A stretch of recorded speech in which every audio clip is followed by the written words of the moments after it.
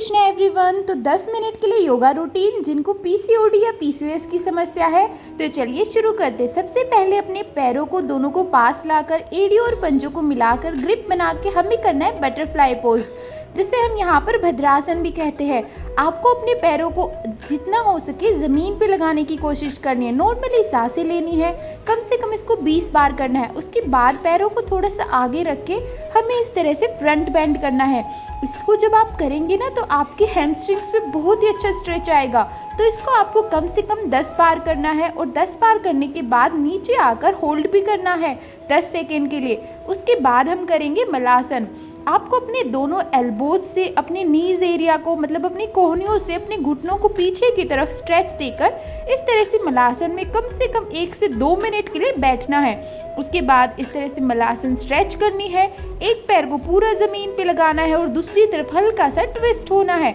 इसको भी आपको कम से कम 10 से 15 बार करना है हर रोज़। फिर धीरे धीरे आपको अपने अंगूठों को पकड़ना है और अपनी बॉडी के पैरों के अंदर की तरफ आपको बैठना है और फिर आपको अपने पैरों को पूरा सीधा कर देना है। इस तरह से मलासन और उत्तान आसन की वेरिएशन है, जिससे आपके पूरे जो है यहाँ पर लोअर पार्ट में और आपके एब्डोमेन पार्ट में ब्लड फ्लोज की मूवमेंट होती है। ये बहुत ही अच्छी एक्सरसाइजेज है सबकी सब पीसीओडी पीसीओएस के लिए। मलासन उत्तान आसन की वेरिएशन भी आपको 10 बार करनी है। उसके बाद कैट काउ पोज में आ जाना है। फिर हमें कैट काउ पोज में हाथों और पैरों को 90 डिग्री रखना है प्रॉपर, और फिर हमें सांस को बाहर छोड़ते हुए अपनी कमर को उठाना है और सांस को भरते हुए कमर को ऊपर की तरफ करना है। अब यहाँ पे सांस भरिए, अपनी कमर को बेंड कीजिए और पीछे देखिए, सांस छोड़िए और पूरा रिलैक्स कीजिए। फिर इनहेल कीजिए, फिर एक्सेल कीजिए। इस तरह से कैट काउ पोज को भी आपको 10 बार करना है। आप हर रोज़ इस योगा रूटीन की सारी एक्सरसाइज को 10-10 बार कीजिए। इस तरह से फिर एक हाथ से पीछे की तरफ स्ट्रेच कीजिए। फिर इस तरह से दोनों हाथों को, एक हाथ को 90 डिग्री लेकर जाएंगे, एक हाथ को हम सामने की तरफ वर्टिकल लेकर जाएंगे और ऊपर देखेंगे। यहाँ पे कमर पे ट्विस्ट आएगा। ऐसे हमें दूसरे हाथ से करना है। एक हाथ को ऊपर उठाना है, पहले पीछे की तरफ ट्विस्ट करना है और फिर नीचे की तरफ 90 डिग्री जाना है। अब हम यहीं से आएंगे बालासन में, या फिर जैसे हम चाइल्ड पोज कहते हैं, जहाँ पर हम अपने हिप्स जो है वो हमारे एड़ियों पर रखे हुए हैं और हमारी पूरी कमर जो यहाँ पे ज़मीन पे लग चुकी है। 10 सेकेंड का होल्ड करेंगे। फिर ये आर्म स्ट्रेच करनी है आपको। ये आर्म स्ट्रेचिंग जो होती है बहुत ही अच्छी एक्सरसाइज है। कहीं ना कहीं आपकी कमर पे इफेक्ट डालेगी। थोड़ा सा यहाँ पे अपना डिस्टेंस जो है इस तरह से कर सकते हैं ताकि और ज़्यादा स्ट्रेच आए आपको अच्छे से। फिर धीरे धीरे यहाँ पे इस तरह स्ट्रेच करके एक बार होल्ड भी करना है आपको। फिर आपको आगे की तरफ अपने फिंगर्स को मूव करते हुए यहीं जो है चाइल्ड पोज में होल्ड करते हुए फिर आगे की तरफ आ जाना है भुजंग आसन में। इस तरह से हम पूरा यहाँ पर भुजंग आसन कर रहे हैं पीछे की तरफ और फिर चाइल्ड पोज कर रहे हैं। तो ये बहुत ही अच्छा स्ट्रेच है आपके पूरे शरीर के लिए। इसको भी आपको 10 बार करना है। इससे आपकी पूरी बॉडी में जो है ब्लड मूवमेंट्स जो होंगी, आपके जो सारे ऑर्गन्स जो है वो नरिश होंगे और एक्टिवेट होंगे, आपके सारे चक्रास शरीर के, जिससे आपको जो यहाँ पर पीसीओडी और पीसीओएस की समस्या, जो हार्मोनल इम्बैलेंस की आप में दिक्कत है, वो बिल्कुल सही हो जाएगी। आपको पीरियड्स की कोई प्रॉब्लम नहीं रहेगी।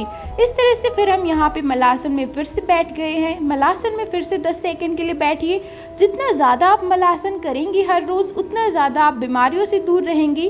उसके बाद आपको सांस को पूरा बाहर छोड़ते हुए अंदर जाना है और बाहर सांस भरते हुए अपने हाथों को नीचे लाना है।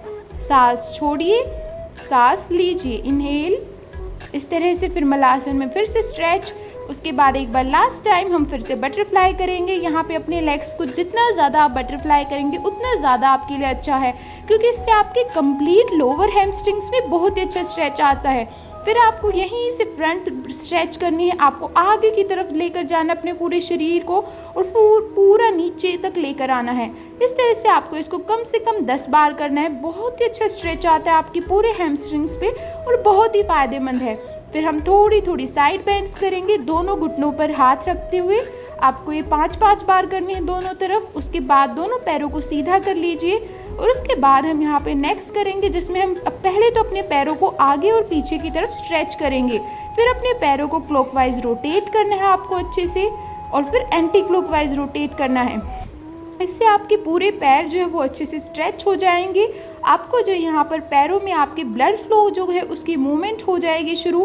फिर पैरों को शेक करना है आपको अच्छे से। शेक करने से आपको बहुत ही ज़्यादा रिलैक्स फील होगा। थोड़ा सा पैरों को खोल कर आपको अपने पंजों को अंदर और बाहर की तरफ मूव करना है।